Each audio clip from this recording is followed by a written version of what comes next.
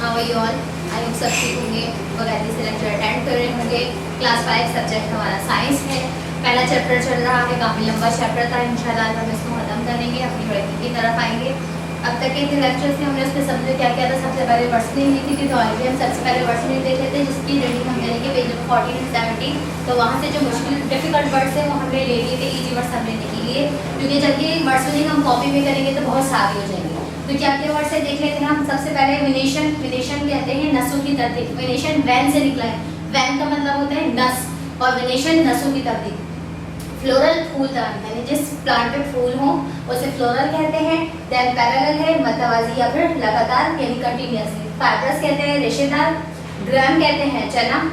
Van नस वाली विनेशन मैंने आपको बताया था वैन से निकला है, और पेटल यानी फूल की पत्ती।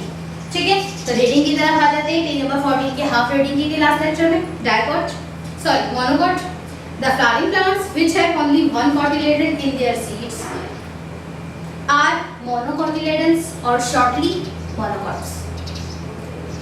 ऐसे फ्लावर जिनके जो बीज होते हैं वो वन कोटिलेडन हो, यानी मोनोकोटिलेडन्स हो या मोनोकॉट्स हो, यानी उनके बीज को मजीद तोड़ा नहीं जा सकता।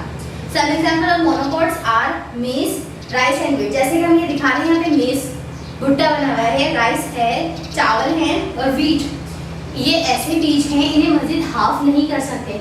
हाफ करने का मतलब ये होता है जिन्हें आधा किया जा सकता है। अगर हम इन्हें हाफ करेंगे तो ये हाफ नहीं होंगे, टूट जाएंगे। Dicots. The flowering plants which have two cotyledons in their seeds are called dicotyledons और shortly dicots।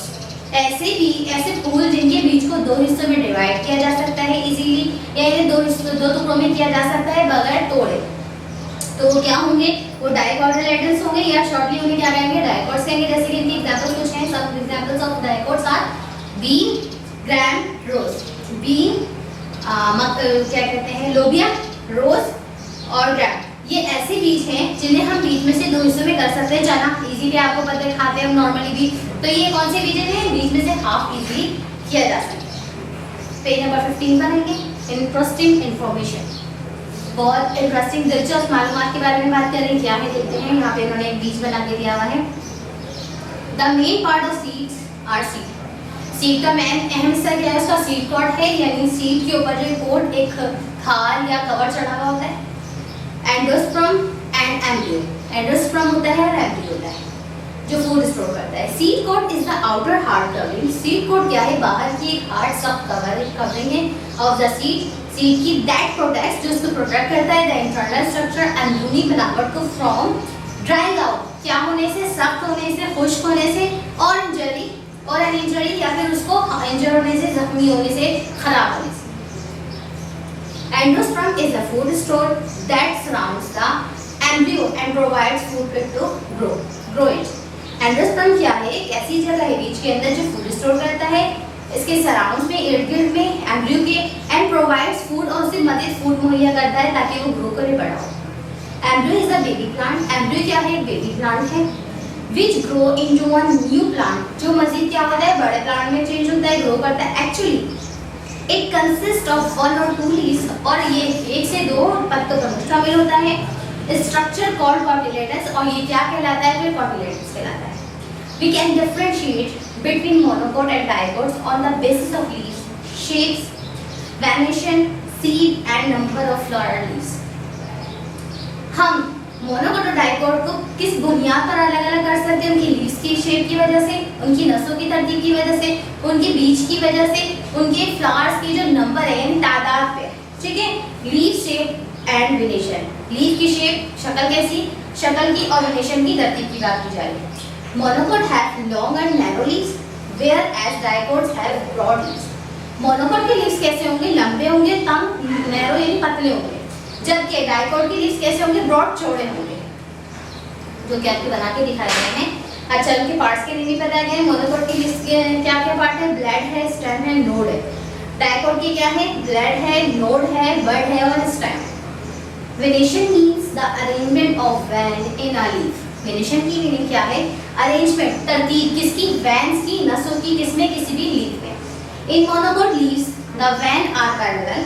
मोनोकोट की लीव्स में जो वैन होती है वो पैरेलल होती है, लगातार या मतवाजी होती है। एंड इन डाइकोट, और डाइकोट में क्या होता है? Veins are in the form of network. Veins कैसी होती है? नेटवर्क के फॉर्म में होती है। जैसे अगर हम अपने केबल गलियों में केबल या तारों की बात करें, एक तार से दूसरा तार निकल के पीछे भी होते हैं, इस तरह से पूरा एक नेटवर्क होता है।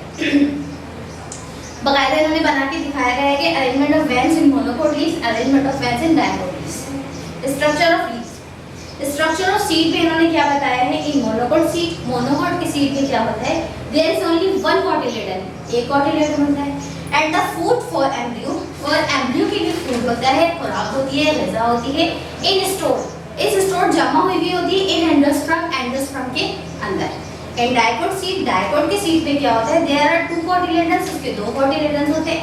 And the food for embryo is stored in these cotyledons, in cotyledons के अंदर एम्ब्रियो के लिए फूड स्टोर या जमा किया जाता है। यहाँ पे इन्होंने seed coat, embryo, stored food पूरी प्रेजेंटेशन करके दिखाई गई है कि किस तरह से सीड कोट खोलते हैं तो उसके अंदर एम्ब्रियो नजर आता है, और एंडोस्पर्म यानी जहाँ पे फूड इकट्ठा होता है। मोनोकोट और डायकोट दोनों में दिखाया गया है। Flower, in monocot flower the petals are present in multiple of 3, यानी मोनोकोट के जो फ्लावर्स होते हैं उनकी जो पत्तियां होती हैं उनकी तादाद 3 के टेबल में होगी। 3 3 2 या फिर 6 3 2 9 12 15, यानी 3 3 के पॉइंट से बनेगी। अगर हम उन्हें डिवाइड करना चाहें तो 3 3 के उससे डिवाइड कर सकते हैं। वाइल, जबकि dicot petals are present in multiple of 4 और 5। जब आप किसी लीफ के पत्तों को देखें, लीफ को देखेंगे तो वो क्या पता चलेगा आपको कि उसकी पत्तियां जो हैं वो कितने होंगी? 4 या 5 के मल्टीपल से होंगी। 4 8 12 16 या फिर 5 10 15 20 25, ठीक है।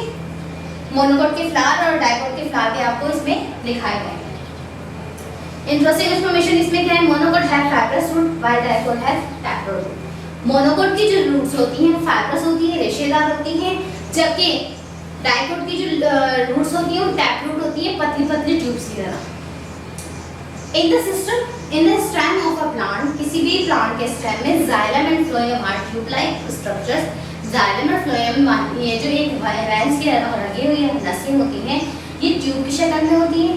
They carry water, xylem, xylem का काम क्या है? वो पानी इकट्ठा करके लेकर आती है, एंड फूड, और फूड को फ्लोएम अराउंड द प्लांट, और फ्लोएम उसको तमाम प्लांट में पहुंचाती है। दे फॉर्म वेस्क्यूलर सिस्टम, इसके अलावा ये वेस्क्यूलर सिस्टम बनाते हैं, जैसे कि हमारी पूरी बॉडी में हमारा दिल पंप करता है और उसकी जो रगें या नसें हैं वो ब्लड को पूरी बॉडी में फैलाती है। इसी तरह से जाइलम और फ्लोएम मिलकर पत्तों में ये काम करती है। In monocote, xylem and phloem are scattered throughout the stem. Monocot के अंदर जाइलम और फ्लोएम फैली हुई होती हैं स्टेम के जरिए।